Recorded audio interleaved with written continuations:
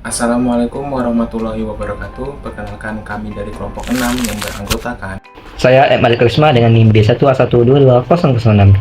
Saya Muhammad Marfilian Ridho Ilahi dengan NIM B1A1222012. Perkenalkan, saya Vanizar Kami dengan NIM B1A122039. Perkenalkan, nama saya Muhammad Sucifudi dengan NIM B1A122014. Baik, saya akan menjelaskan mengenai materi tentang pembuktian dalam hukum acara peradilan tata usaha negara. Pembuktian merupakan hal yang sangat penting dalam pemeriksaan sengketa tata usaha negara. Undang-Undang Peradilan Tata Usaha Negara mengatur bahwa hakim menentukan apa yang harus dibuktikan, beban pembuktian, dan penilaian pembuktian. Untuk sahnya pembuktian diperlukan sekurang-kurangnya 2 alat bukti berdasarkan keyakinan hakim. Kemudian, mengenai alat-alat bukti sebagaimana diatur dalam pasal 100 Undang-Undang Nomor 5 Tahun 1986 dijelaskan yang pertama yaitu mengenai surat atau tulisan. Alat bukti surat atau tulisan terdiri dari akta otentik, akta di bawah tangan, dan surat-surat lainnya. Surat-surat resmi maupun tidak resmi yang berkaitan dengan penerbitan keputusan yang disengketakan menjadi alat bukti penting. Mengenai alat bukti keterangan ahli diatur dalam pasal 102 Undang-Undang Nomor 5 Tahun 1986 bahwa keterangan ahli adalah pendapat orang yang diberikan di bawah sumpah dalam persidangan tentang hal yang ia ketahui menurut pengalaman dan pengetahuannya. Keterangan ahli ialah keterangan pihak ketiga yang objektif dan bertujuan untuk membantu hakim dalam pemeriksaan guna menambah pengetahuan hakim. Kemudian mengenai keterangan saksi. Pasal 104 Undang-Undang Nomor 5 Tahun 1986 menentukan bahwa keterangan saksi dianggap sebagai alat bukti apabila keterangan itu berkenaan dengan hal yang dialami, dilihat, atau didengar oleh saksi sendiri. Keterangan saksi adalah penjelasan dari seorang yang didengar oleh hakim selama pemeriksaan perkara dilakukan. Kekuatan yang terbesar pada keterangan saksi adalah keterangan saksi yang diberikan di muka pemeriksaan. Di sini saya akan menjelaskan pada pokok bahasan yaitu pengakuan para pihak yang bersengketa dan pengetahuan hakim. Yang pertama itu pengakuan para pihak yang bersengketa. Menurut pasal 105 Undang-Undang Peradilan Tata Usaha Negara menentukan bahwa pengakuan para pihak tidak dapat ditarik kembali kecuali berdasarkan alasan yang kuat dan dapat diterima oleh hakim. Keterangan yang diberikan para pihak itu umumnya dapat merupakan garis penuntun untuk mencari kejelasan lebih lanjut mengenai fakta-fakta tertentu. Ada kalanya keterangan pihak tersebut diberikan dengan sangat meyakinkan sehingga hakim cepat dapat mempercayainya. Dan pada dasarnya pengakuan para pihak ini harus didukung oleh alat bukti yang lain. Selanjutnya itu pengetahuan hakim. Mengenai alat bukti pengetahuan hakim, menurut pasal 106 Undang-Undang Peradilan Tata Usaha Negara menentukan bahwa pengetahuan hakim adalah hal yang olehnya diketahui dan diyakini kebenarannya. Yang pengetahuan hakim berkaitan erat dengan penilaian yang diberikan hakim terhadap proses pemeriksaan guna pengambilan keputusan. Artinya hakim mengetahui dan meyakini suatu hal yang berkaitan dengan sengketa tersebut dapat digunakan sebagai alat bukti untuk mencari titik terang atau penyelesaian terhadap suatu sengketa.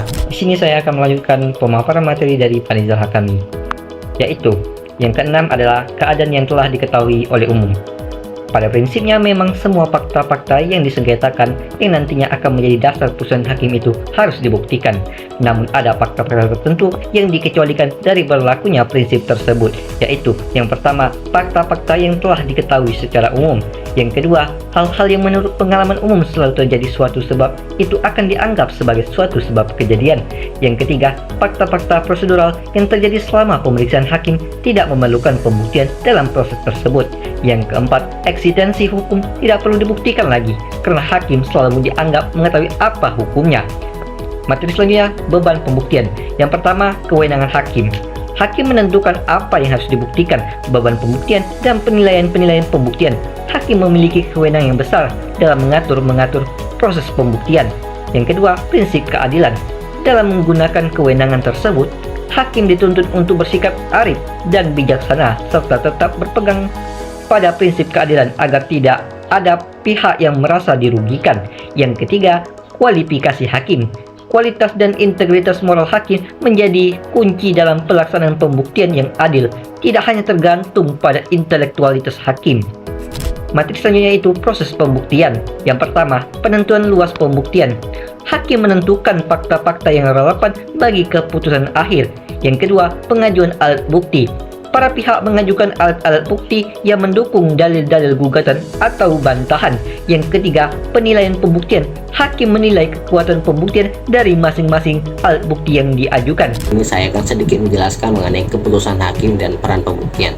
Yang pertama, keputusan hakim, yang mana dalam keputusan hakim ini dibedakan menjadi 3 poin, yaitu poin pertama, keputusan hakim merupakan keputusan yang berdasarkan pada hasil pembuktian, yang kemudian hakim akan memutuskan apakah keputusan tata usaha negara yang disengketakan melawan hukum atau tidak.